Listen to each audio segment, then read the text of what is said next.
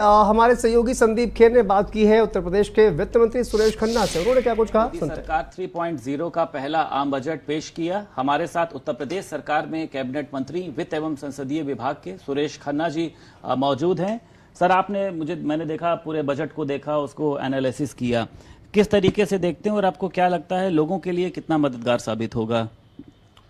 देखिए, माननीय मोदी जी के नेतृत्व में तीसरी बार सरकार जो बनी, उसका पहला बजट और माननीय निर्मला जी का 7वां बजट आज लोकसभा में प्रस्तुत हुआ।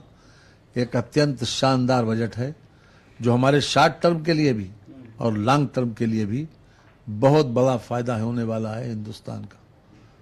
खास तौर से जो हमारे फोकस्ड क्लास है, चाहे वो युवा हो, महिला हो, अन्नदाता हो या गरीब से गरीबतम हो, सभी लोगों का बजट में ध्यान रखा गया है।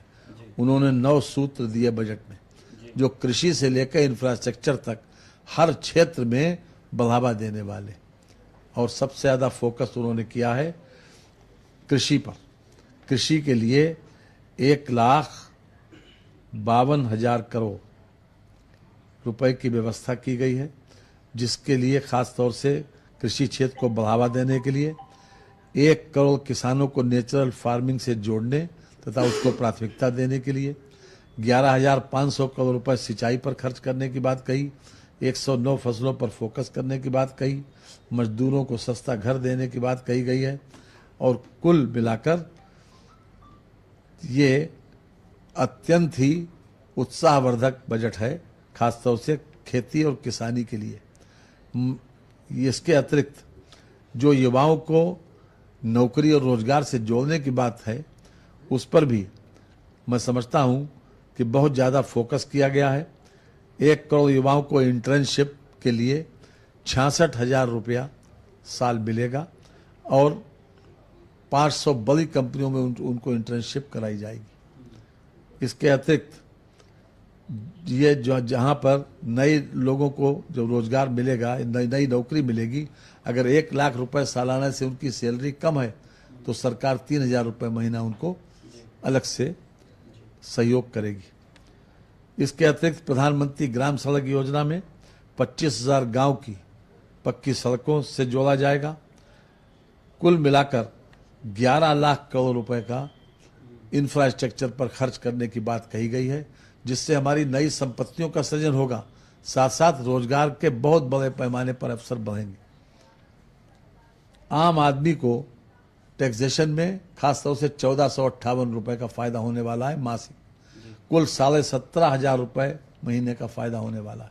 जो इनकम टैक्स स्लैब में लोगों ने एनालिसिस नहीं किया, हमने किया कि अभी तक ये था कि 10 लाख से ऊपर 30% टैक्स था, अब ये 15 लाख से ऊपर 30% टैक्स कर दिया। 10 लाख से 12 लाख तक एक स्लैब बना दिया और 12 लाख से 15 लाख तक एक स्लैब बना दिया। 10 लाख से 12 लाख तक 15% और 15 लाख से 20 लाख तक 20% टैक्स। तो ये अपने आप में एक नया उन्होंने स्लैब बनाया। 12 लाख से 15 लाख तक 20% और 10 लाख से 12 लाख तक 15%। तो ये नया स्लैब बनाया है। अब पहले जो 10 लाख के ऊपर 30% टैक्स था, अब वो 15 लाख से ऊपर वाले पर 30% टैक्स पड़ेगा। ये भी अपने आप में 10 लाख से और 15 लाख के बीच की जिनकी सैलरी है, उनको बहुत बड़ा फायदा होने वाला। इसके अतिरिक्त 4 करोड़ लोगों को 5 साल में नौकरी और रोजगार से प्रत्यक्ष रूप से जोड़ा जाएगा। मुद्रा लोन 10 लाख से बढ़ाकर 20 लाख कर दिया गया। इसके अलावा शिक्षा और रोजगार कौशल के लिए 1,48,000 करोड़ रुपए की बजट व्यवस्था की गई। 1,000 ITI को अपग्रेड करने की बात कही गई है। साथ ही साथ महिलाओं के लिए 3 लाख करोड़ रुपए की व्यवस्था की बात कही गई है। 400 जिलों में दालें और सब्जी उत्पादन, ऑयल सीड्स के स्टोरेज और मार्केटिंग को फोकस किया जाएगा। जहां तक सस्ता होने के सवाल है, हमने कैंसर की दवाइयां, साथ ही साथ एक्सरे मशीन, इसके अलावा चमड़े के जूता, चप्पल, purse, electric vehicles, solar panel, solar cell, mobile phone, mobile charger, इन सब चीज़ों पर ड्यूटी कम करके इसको सस्ता किया गया। कुल मिलाकर अगर हम बजट का मूल्यांकन करें तो एक बहुत अच्छा बजट निर्मला जी ने आज प्रस्तुत किया, ये भारत की उन्नति में सहायक होगा और ये शॉर्ट टर्म और लॉन्ग टर्म दोनों के लिए बहुत बड़ा फायदा पहुंचाएगा। ठीक, तमाम सर फायदे आपने गिनाए, लेकिन जो अखिलेश यादव है वो कह रहे हैं उत्तर प्रदेश के लिए तो कुछ है ही नहीं इसमें, एक बार फिर से इन लोगों ने धोखा किया है। तो आपने जिस तरीके से अभी कहा कि उन्होंने अध्ययन नहीं भी किया है, तो इस तरीके का जो उन्होंने प्रश्न चिन्ह खड़ा किया ट्वीट के माध्यम से कि उत्तर प्रदेश के लिए आप लोगों ने फिर से कुछ नहीं दिया उन लोगों ने। जब उन्होंने इंटरिम बजट पेश किया था उसी वक्त बता दिया था कि हम जो 2,18,000 करोड़ रुपए का हमको मिलेगा, पहले ही बता दिया था, जब फरवरी में जब ये इलेक्शन से पहले इंटरिम बजट पेश किया था। तो ये लोग तो बिना पढ़े प्रतिक्रिया दे देते हैं, बजट को देखा भी नहीं, बजट का अध्ययन करें, बजट का कायदे से विश्लेषण करें, ईमानदारी से प्रतिक्रिया दें तो समझ में आता है। ये लोग अखिलेश सर लेकिन जिस तरीके से लगातार कह रहे हैं कि इनकी सरकार बहुत ज्यादा दिन नहीं चलेगी, बात बात पे आलोचना करना, कभी सीएम योगी को लेकर कि इनको हटाया जाएगा, कभी केशव प्रसाद मौर्य को, आप इसको किस तरीके से देखते हैं? देखिए, ऐसा है, इनके पास नकारात्मकता के अलावा कुछ भी नहीं है, ये पॉजिटिव सोचते ही नहीं है, ये हमेशा निगेटिव सोचते हैं।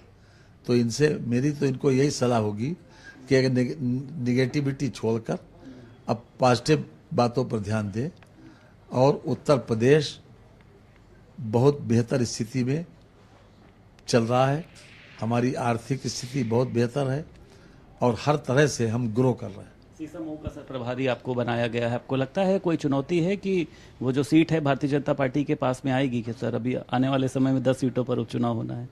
जी हाँ,